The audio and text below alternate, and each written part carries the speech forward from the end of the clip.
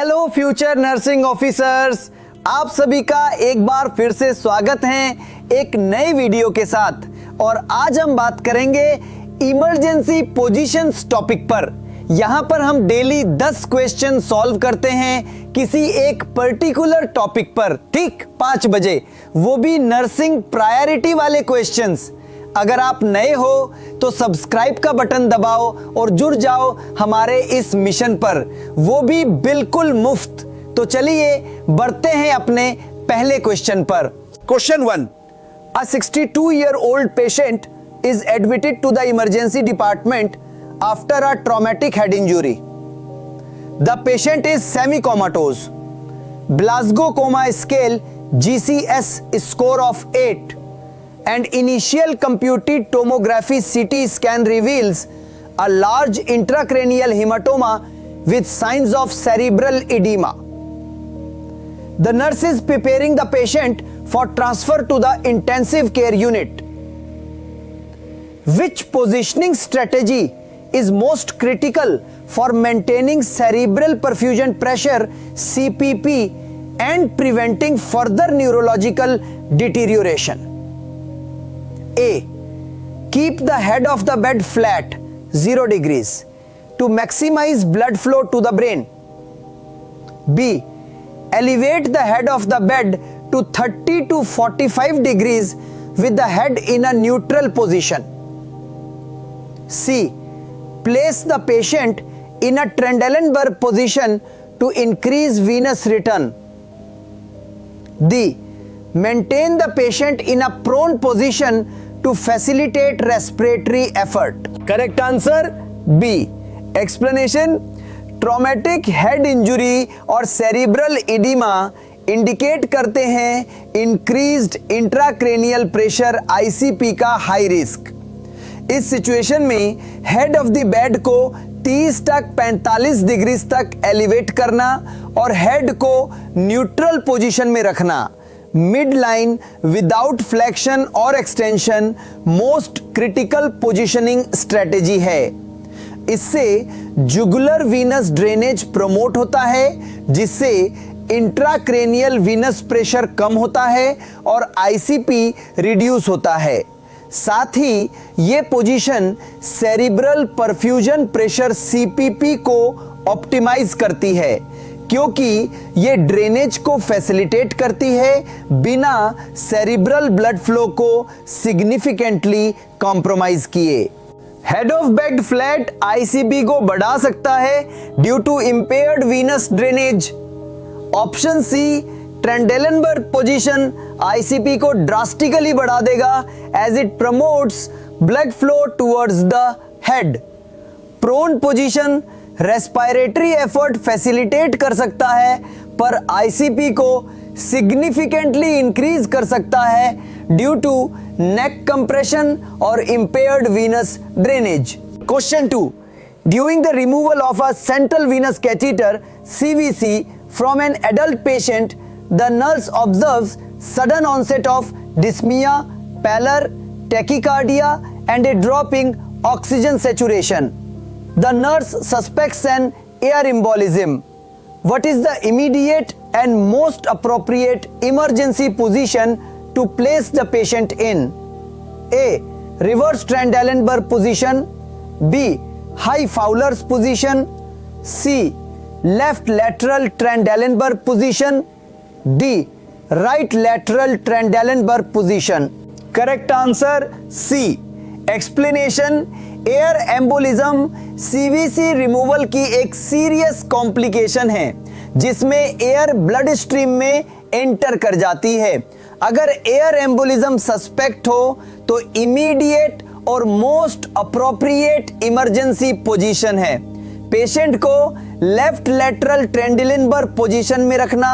इस पोजीशन में एयर को राइट वेंट्रिकल के एपेक्स में ट्रैप किया जाता है, जिससे पल्मोनरी आर्टरी में एयर ट्रेवल करना मुश्किल हो जाता है और पल्मोनरी सर्कुलेशन में ऑब्स्ट्रक्शन अवॉइड होती है।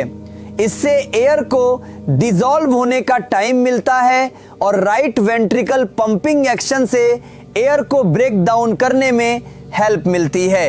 Option A, reverse Trendelenburg air को पल्मोनरी आर्टरी की तरफ पुश कर सकता है। Option B, high Fowler's air को पल्मोनरी सर्कुलेशन में ट्रेवल करने में फैसिलिटेट करेगा। Option D, right lateral Trendelenburg air को पल्मोनरी आर्टरी की तरफ मूव करेगा। Question 3, a patient involved in a high speed motor vehicle collision is brought to the emergency department. The patient is conscious but reports severe neck and back pain with tingling sensations in the extremities. A suspected spinal cord injury is the primary concern. Which emergency position is imperative for this patient until a definitive spinal clearance is obtained? A, semi-fowler's position with gentle neck support. B, log rolled onto the left side to prevent aspiration. C, supine on a rigid backboard with the head and neck stabilized with a cervical collar and head blocks. D, prone position to relieve pressure on the spine. Correct answer C. Explanation, suspected spinal cord injury वाले patient में stabilization of the spine paramount है to prevent further neurological damage.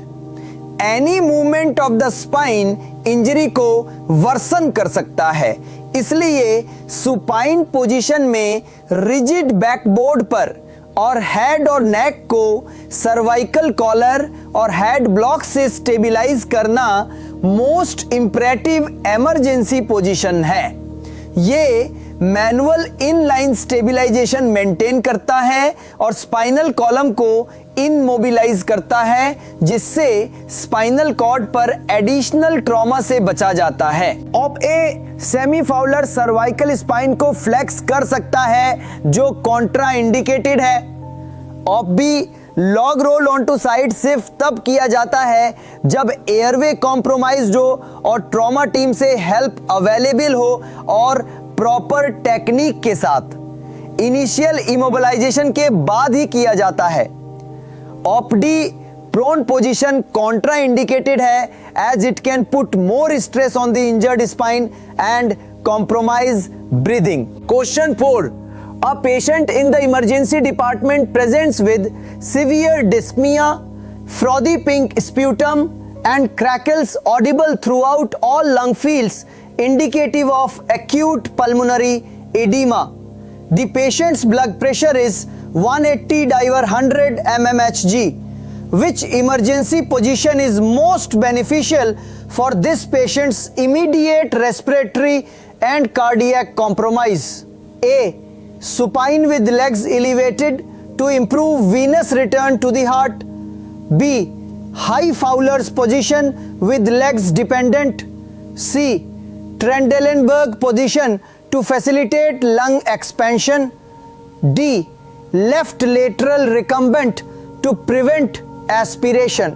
Correct answer B. Explanation, acute pulmonary edema में lungs में fluid accumulate हो जाता है leading to severe dyspnea. इस condition में high Fowler's position head of bed 60 to 90 degrees with legs dependent most beneficial position है। इस position में ग्रेविटेशनल पुल से ब्लड वॉल्यूम लोअर एक्सट्रीमिटीज में शिफ्ट होता है, जिससे venous return to the heart कम होता है और कार्डियक प्रीलोड रिड्यूस होता है।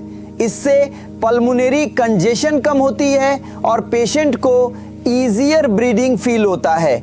Option A, supine with legs elevated pulmonary congestion को और बढ़ा देगा by increasing venous return.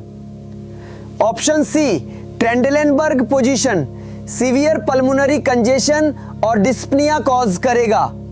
Option D, left lateral recumbent aspiration से बचने में हेल्प कर सकता है, पर प्राइमरी गोल पल्मोनरी कंजेशन को रिलीव करना है, जो हाई फाउलर से बेटर अचीव होता है। Question 5, an elderly patient is found unresponsive on the floor at home. Paramedics confirm no signs of trauma, but the patient has gurgling respirations and appears to have vomited. The patient remains unresponsive. What is the most appropriate emergency position to maintain airway patency and prevent aspiration during transport? A. Supine with head elevated. B. Lateral recumbent. C. Prone position with head turned to the side.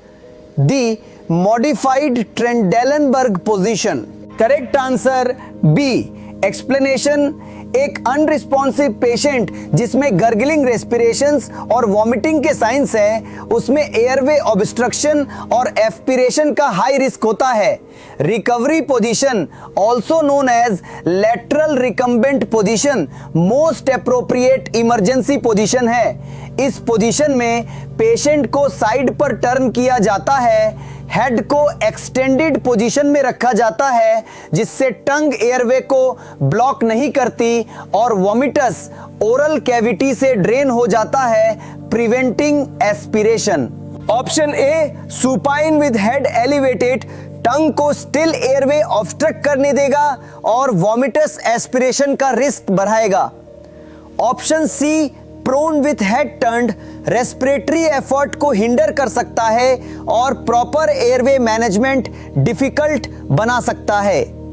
Option D modified Trendelenburg airway protection के लिए effective नहीं है और vomiting को और version कर सकता है।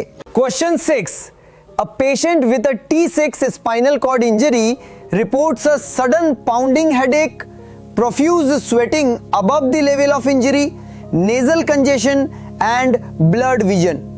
The nurse notes a blood pressure of 200 by 100 millimeter Hg and bradycardia. The nurse immediately suspects autonomic dysreflexia. Which is the first and most critical emergency position to place the patient in? A. Supine with legs elevated to increase venous return. B. High Fowler's position. C. Trendelenburg position to lower blood pressure. D. Flat on back with head supported. Correct answer B. Explanation: autonomic dysreflexia T6 या उससे ऊपर के spinal cord injury वाले patients में एक life threatening emergency है। इसके symptoms हैं severe hypertension, pounding headache, bradycardia etcetera.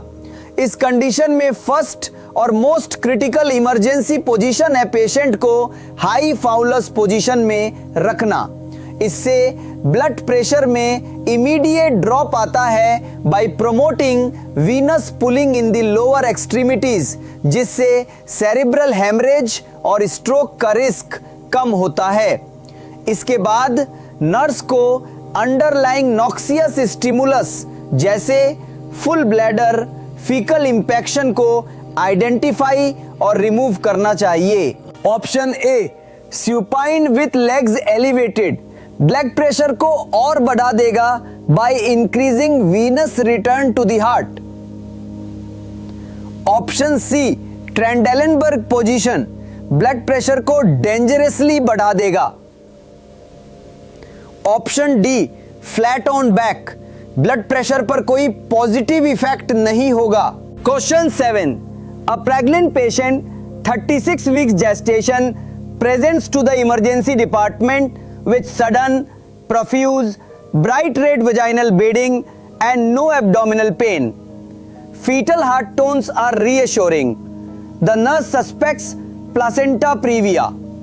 Which emergency position is most appropriate for this patient's initial management? A. Supine with a wedge under the right hip.